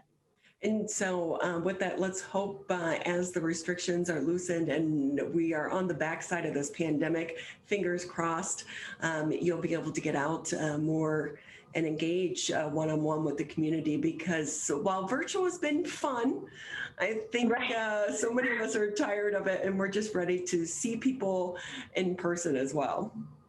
Absolutely. I totally agree. Laura Misumi with us. She's the executive director for Rising Voices. We always appreciate your time. Yeah, thank you so much for having me. Appreciate it. Thank you for being with us. We'll take a quick break here on the Megacast. About 20 minutes left in the show. And when we come back, we are going for a bike ride. That's next here on the Megacast. Right now, our country feels divided, but there's a place where people are coming together. I was nervous to talk to someone so different than me. Me too. Love Has No Labels and One Small Step are helping people with different political views, beliefs, and experiences connect through conversation, and it feels good. This conversation gives me hope. It gives me a lot of hope, too. Take a step toward bringing our country and your community together. Start a conversation at lovehasnolabels.com/onesmallstep. A message from StoryCorps, Love Has No Labels, and the Ad Council. Over a decade ago, the journey to a COVID vaccine began.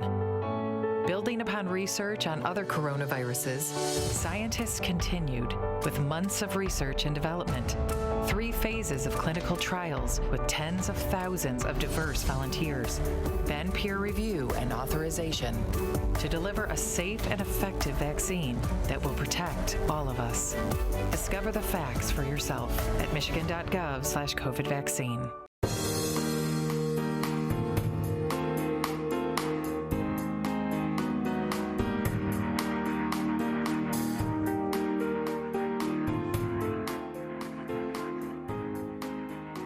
Thank you for taking time out of your Friday to be with us here on the Megacast. As a quick reminder, you can always catch previous episodes on of the show. Just go to civiccentertv.com, click on Megacast, and there you'll find all the previous episodes. If you just want to catch one interview, you can find those by clicking on the On Demand section. It is a Friday here in the Motor City. The weather is beautiful, and more people are going to be out on their bikes. To join us now on the show, Kelly Kavanagh. She's the owner of Wheelhouse Detroit Bike Shop in downtown Detroit. Kelly, thank you for being with us. Thank you so much for having me. So when you heard the governor's press conference yesterday and the news about outdoor capacity limits being lifted, what were your thoughts? Are you excited for the summer? Yeah, so the very first thing I did was I emailed our bookings director and our general manager, and we started building our calendar for June. I mean, literally, I worked on it last night. So we're going to be ready for our public tours to return beginning June 5th. We have been running small private tours. We will continue to do that, but public tours will launch on June 5th. And when it's a public tour, how many people? So in a regular year,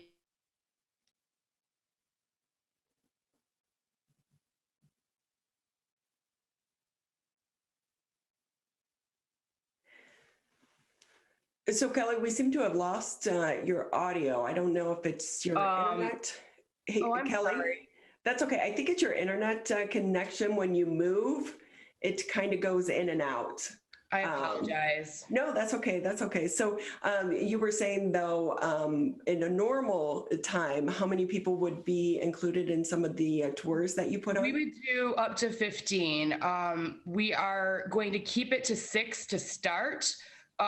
One reason is staffing, and the other is we did find during the pandemic that running smaller tours, they actually provide better experiences in terms of just communication, safe riding. So we're gonna coast on that for at least a month, and we'll reconsider in July expanding those groups again. Kelly Kavanagh with us here on the Megacast. She's the owner for Wheelhouse Detroit Bike Shop, located in downtown Detroit. And it really is such a great way to see the city, because I don't care if you've been in Detroit your entire life, if you hop on a bicycle, you see the city differently. We get that response a lot when we take people on tours, partially because it's our job to tell you stories that aren't that obvious. I mean, if we're telling you the most obvious things, we're not doing a good job. But like you said, part of the reason I even founded Wheelhouse Detroit was when I travel, that's the number one thing I do. I either rent a bike and or take a bike tour. You really get to see the lay of the land. Architecture that, you know, those beautiful details on buildings you just don't see when you're speeding by in your car. And so with that as well, Kelly, because are you anticipating this summer is going to be busier? Because we know some people just weren't traveling last year because of the pandemic. Absolutely. Last year was brutal. We obviously didn't have any tourism, and a lot of our weekday business is also corporate outings, and obviously that didn't happen either. So I don't expect that to return to 100%, but it won't be at zero like it was last year. And so with that, Kelly, too, how is it going? How were you able to survive? Well, luckily service has been very robust. We're seeing people pull those bikes out of the garage and the attic. The flip side of that is the supply chain is still severely broken. So we're not able to get all of the parts and accessories that we normally would. So we're getting very creative with our repairs. So it's been fine, but it isn't like it's just snap back to normal. Most of our distributors anticipate the supply chain to not normalize till at least 2022. Wow. And with that too, we know that I remember back last year around this time, you couldn't find a bike. They were sold out everywhere. We are about 2 weeks ago, I actually got a shipment of bikes we had ordered in 2019. So, I mean, we were super happy to get that shipment.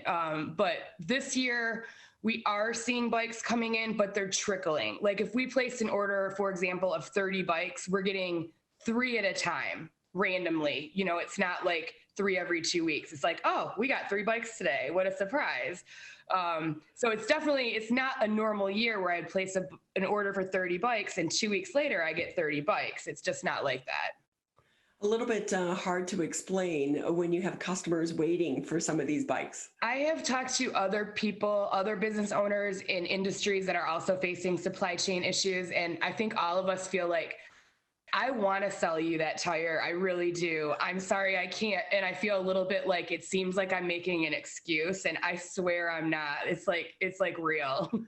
Right, because it's like every business right now needs to make every dollar that they can. Exactly. So with us, Kelly Kavanagh, owner of Wheelhouse Detroit Bike Shop. And I do think when it comes to biking, it has really gained popularity in Detroit, I think, because we're seeing so many of those bikes pop up around the city that people can rent. So even if you have a bike, you don't have to pack it up in your car. You can go in, rent a bike, and explore Detroit on 2 wheels. And with that, prior to the pandemic, were you seeing more people doing just that? 100%. So when we opened up in 2008, there was a question I frequently got, and it was biking in Detroit ? And I felt like I had to sort of sell it. And, you know, there's lots of great reasons to bike in Detroit. We have an infrastructure built for 3 times the population we have now, which is not a great thing, but it gives us plenty of room on the road. So if you're used to riding in other major cities, you come here and you're like, this is Shangri-La. You know, I have an entire lane to myself. It's very flat compared to a lot of places. So that makes for easy riding. So there's a lot of really like just basic things about Detroit that make it great to ride. Well, now I'm getting the response of riding a bike in Detroit, ! You know, people come here and that's what they want to do. They've heard about biking here. And we've got the whole Riverwalk, which is fabulous. And that's where we're located. We are on the Riverwalk, within a stone's throw of the DeQuinder Cut, the newly opened Joseph Campo Greenway. And then there's a couple others under construction, you know, the Joe Louis Greenway, which will be a 27.5 mile U, kind of river to river. We don't really do loops here. We like Grand Boulevard, you know, start on the river, end on the river. And so with that as well, Kelly, can you talk to us about your route? Do you have different routes for different levels of riders? Yes, absolutely. We have about a dozen tours that we offer, and they range from, if you're really tentative about sticking your toe in the water, I would recommend our Eastern Market Tour. It's only about 6 miles round trip, and it's 90% on trails. You know, you're not on the city streets. And then most of our tours are about 12 miles. We do a Corktown tour. We do a music heritage tour, architecture, urban agriculture. So there's a wide range of whether it's a geography you're interested, you know, a neighborhood you're interested in, or a topic you're interested in. So with that, you had mentioned, so as you're guiding the tours, you're telling stories along the way? So we pretty much talk at the stops. So we don't want to, while we're riding, we're focusing on safe riding. And then we have frequent stops along the way where we'll gather everyone together and talk about what we're seeing and what we will see, what we just saw. I think one of the fun things that you're doing this year is your hotel package. Yes, that's brand new. And that was Visit Detroit, our Convention and Visitors Bureau, during the pandemic was like, let's come up with some stuff we can help our members, market. And so they encouraged us to kind of work together, look at potential partnerships.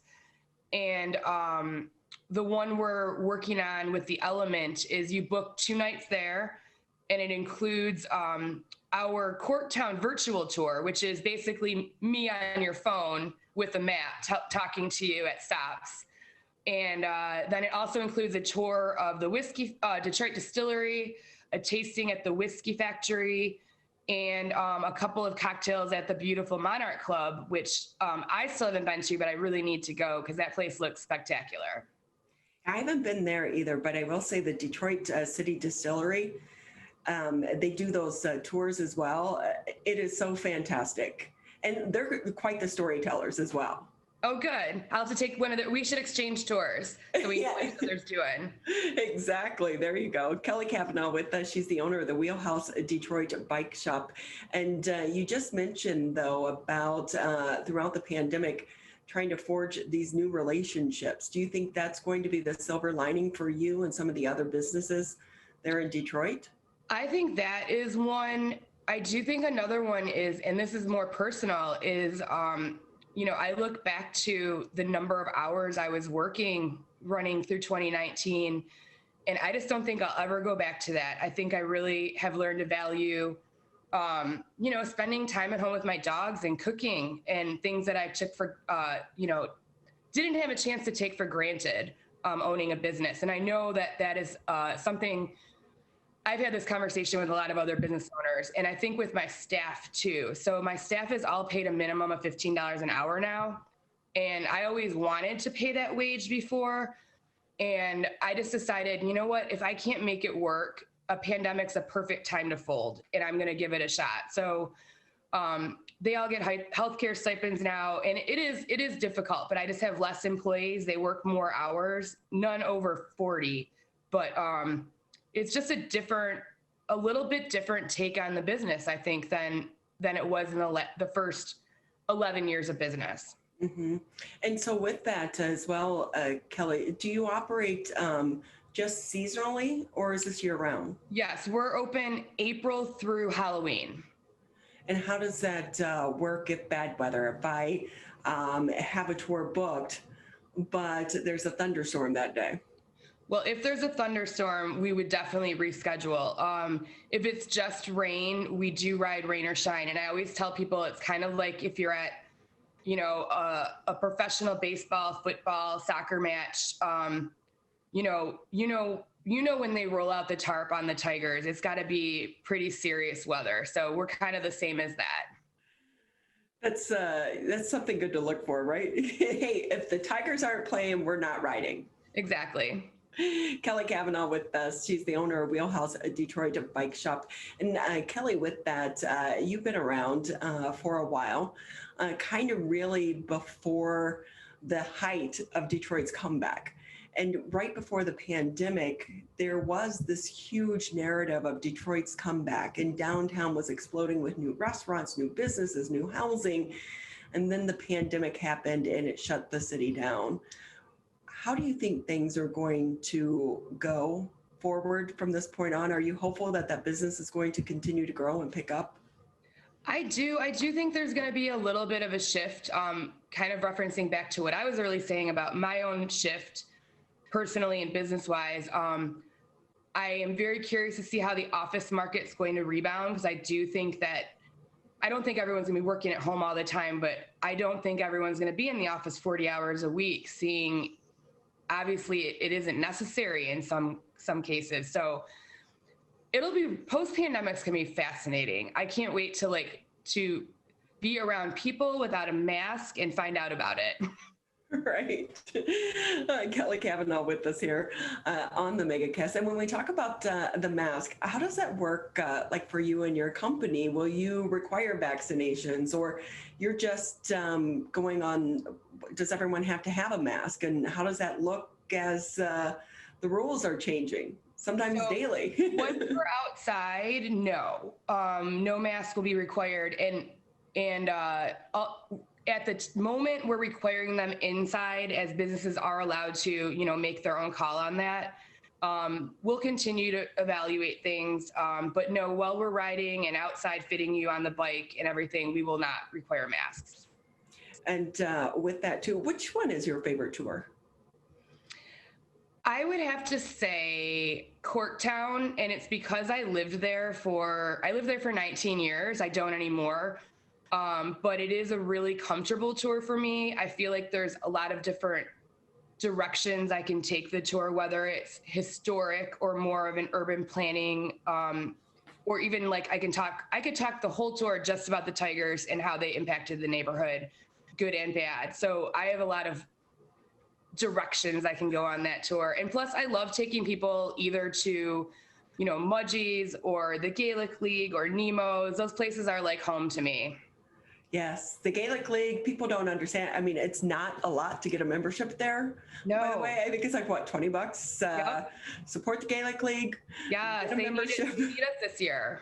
They so do. And Mudgee's is by far one of the best restaurants in Corktown. Although once they got written up, the lines got long. Yes, for sure.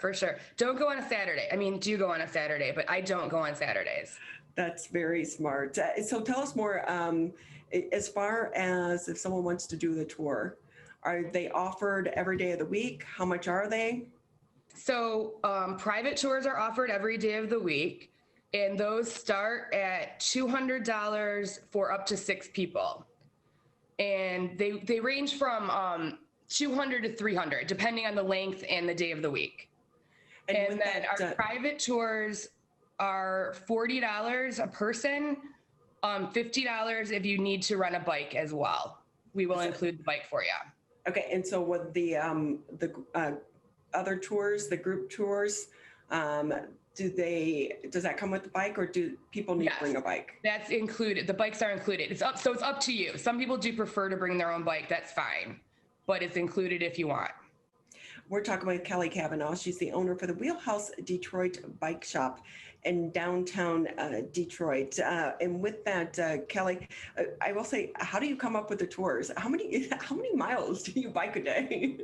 Not that many anymore, unfortunately. That was one pandemic thing. I need to get back riding on a more daily basis. I've been walking my dogs more than anything, but I come up with the tours because honestly, I'm a huge history nerd, and I love Detroit. So I'm just constantly reading and finding things out. And my background includes community development and journalism. So I have made a lot of contacts over the years. So as people I know open businesses, I want to try and support them.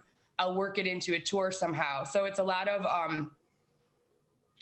just on the ground sort of learning. One of the places I plan on working into tours coming up soon is Spotlight Detroit, which just opened on the east side.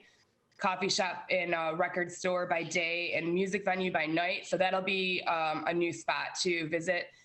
And then this weekend, I just got to take a group to the new O'Deff Gardens on Belle Isle. So those just opened a couple weeks ago. So as things change in the city, the tours change too. That's so fun. And with that, can I ask you a secret? Okay. You're like, what is the secret to getting a comfortable bike seat? Oh, okay. So first of all, it's extremely personal.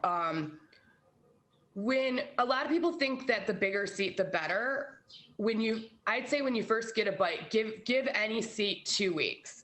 Just, you got to get some miles on it. A rule of thumb is the more you ride, the smaller you want your seat to be. So the larger seats kind of start out being comfortable, but the more you ride, they can actually cause chafing. So again, I think you need to put some time in onto any seat that you get. If it's on a new bike, give it some time before you make that decision. And it just takes miles and hours. But yeah, it isn't always bigger. Bigger isn't always better. I will say that. Well, that is one of those things for so many people that are new to bike riding. Even if you take a spin class, you feel it the next day. Kelly Kavanagh with us. She's the owner of Wheelhouse Detroit Bike Shop, downtown Detroit. You can purchase bikes, you can get your bikes repaired, but also you do the fabulous bike tours. Kelly, anything maybe I didn't add that you want to? No, I really appreciate this time. Well, we appreciate having you on the show. We wish you the best of luck. And by the way, the tours are what, like 2 hours, 3 hours? How long are they? Most are three. Are three. We do offer a couple of shorter ones as well for the private tours, especially if you've got like families, they like a little bit shorter. Is there an age requirement? On the public tours, we require 14 and up. On the private tours, no, because we can sort of work with you and your family. And we do have trailers and bike seats, all those kids' accessories. We have kids' bikes, all that stuff. That's great to know. Kelly Kavanagh, owner, Wheelhouse Detroit Bike Shop. How can people book a tour? Everything is on wheelhousedetroit.com. And go ahead, I would imagine as the summer continues on, you want to book early because it's going to get busy in downtown Detroit. Yeah, same thing with rentals. We highly recommend reservations. Well, we so appreciate your time. We wish you the best of luck this season, and let's hope we're on the backside of this pandemic. Thank you so much. Have a good weekend. You too. Again, Wheelhouse Detroit Bike Shop. They are located on Atwater Street in downtown Detroit. That's going to wrap it up for the Friday edition of the MegaCast. It's been a great week here on the show. Of course, our huge thanks to Larry and Jake for all their help behind the scenes. Thanks to Tyler. We wish everyone a happy and safe, very warm weekend here in the Motor City. This has been the MegaCast.